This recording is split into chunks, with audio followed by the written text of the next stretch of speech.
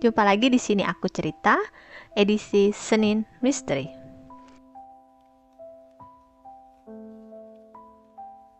Ini untuk semua namanya sudah aku samarkan ya. Ceritanya dikirimkan, sebutlah namanya Rani. Kisahnya Rani bertetangga dengan sebuah rumah penuh tanda tanya di sebuah kawasan rumahan mewah yang gak jauh letaknya dari kota Jakarta. Gak usah dicari-cari lah, banyak pinggiran kota Jakarta. Dengerin aja. Di antara rumah yang berjajar rapi itu, ada satu rumah yang berbeda. Meski catnya sudah memudar serta terhalang dengan tingginya rumput liar dan sebagian atapnya sudah runtuh, sisa-sisa kemegahannya masih dapat kita lihat. Sejak awal pindah di rumah ini, Rani tuh udah ngerasa ada yang janggal dengan tetangga sebelah rumahnya. Karena dia bersebelahan karena dia bertetangga dengan rumah kosong. Kenapa kalau rumah kosong? Ya nggak apa-apa sih, cuma di dalam rumah kosong ini itu tumbuh pohon tinggi menjulang yang posisinya dari dalam rumah, bukan di teras depan atau di teras belakang.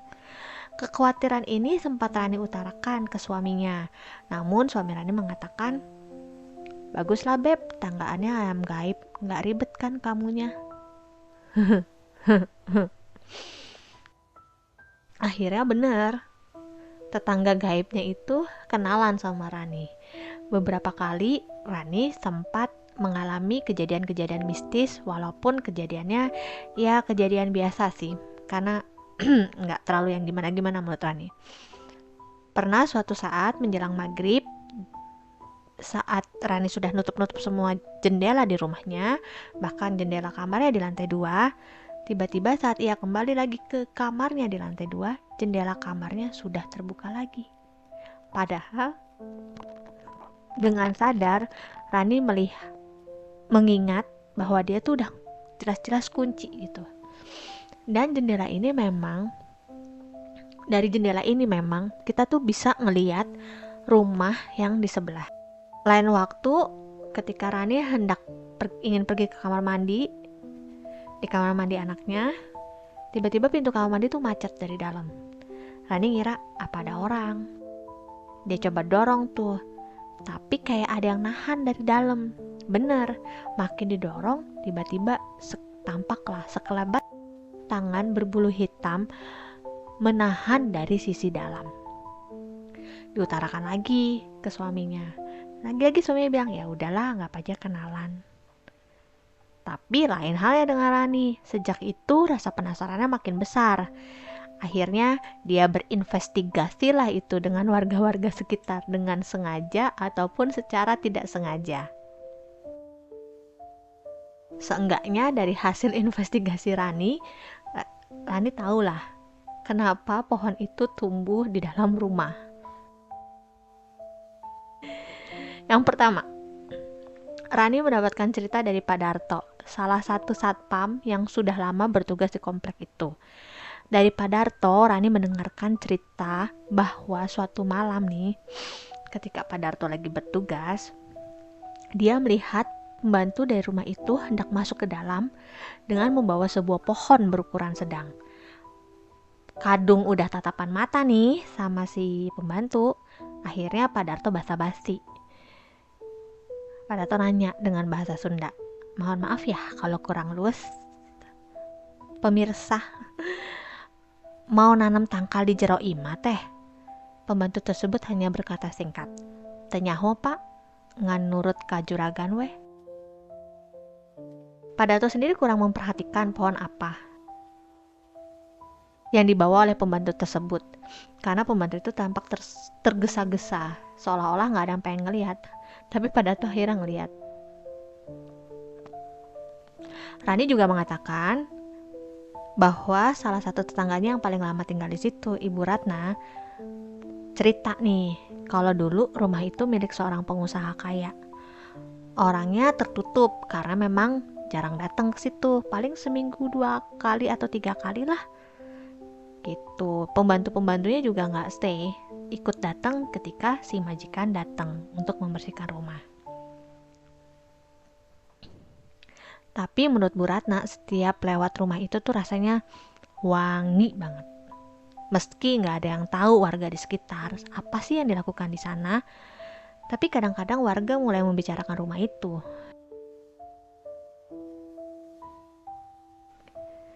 Dan dari Bu Ratna pula lah Rani tahu kalau ternyata di pertengahan tahun 2001 keluarga ini pindah dari perumahan tersebut. Bu Ratna sempat mengira rumah itu mungkin akan disewakan atau mungkin dijual. Tapi kenyataannya nggak ada satupun perkiraannya yang benar. Dan rumah itu justru dibiarkan kosong hingga sekarang. Seperti yang Rani lihat, catnya memudar, rumput di halamannya tumbuh tinggi, atapnya pun mulai runtuh sebagian karena ada pohon yang tumbuh dari dalam rumah. Sepertinya memang pohon ini nih yang dilihat Pak Darto dulu. Lain halnya waktu Rani nggak sengaja dapat cerita dari Memet.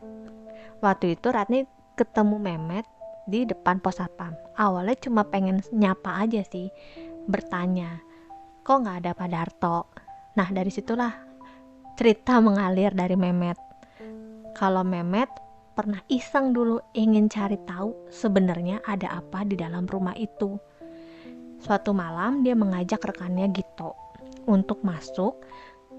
Bahkan belum sampai pintu depan rumah, ujar Memet nih, dia bilang ke Rani, baru sampai halamannya Bu, saya udah nyerah, kata Memet, karena tiba-tiba angin tuh berhembus kencang dari arah pohon dan daun-daun tuh bergetar gitu kayak gitu lah.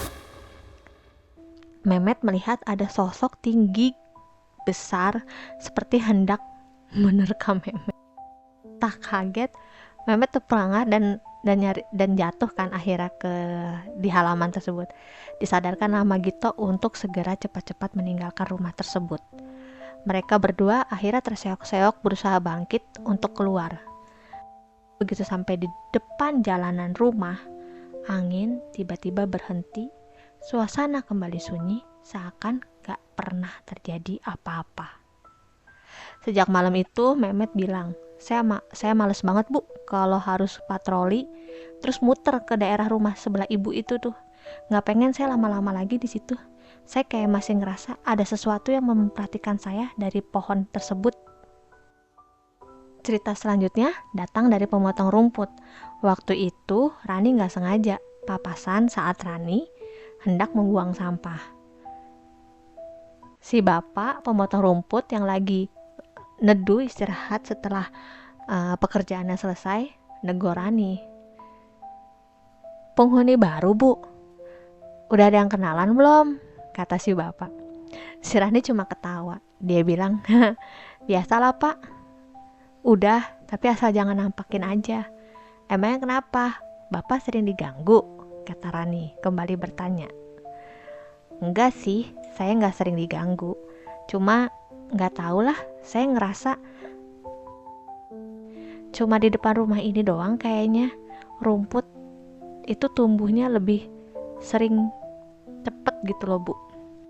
Meski banyak desas-desus bermunculan di antara warga bahwa rumah itu memang sengaja ditinggal untuk menjadi tempat tinggal bagi jin-jin pesugihan pemiliknya dulu, entahlah. Tapi warga akhirnya bersama Rani, ya sudahlah, membiasakan diri bertetangga dengan rumah penuh tanda tanya itu. Mereka membiarkan begitu saja selama kehadiran rumah dan pohon tersebut tidak meresahkan. Sampai sekarang sih belum ada yang bisa memastikan ya, apakah suara angin, suara deru pohon yang berisik di setiap malam Senin itu benar-benar suara angin atau ada sesuatu yang lain. Beberapa orang yang memperhatikan kalau setiap malam Senin, termasuk Rani ya yang menjadi tetangganya sekarang, suara dedaunan di pohon tersebut jauh lebih berisik, seolah mengatakan bahwa malam ini tengah diadakan pertemuan di alam gaib dan suara alunan degung Sunda di antara hembusan angin.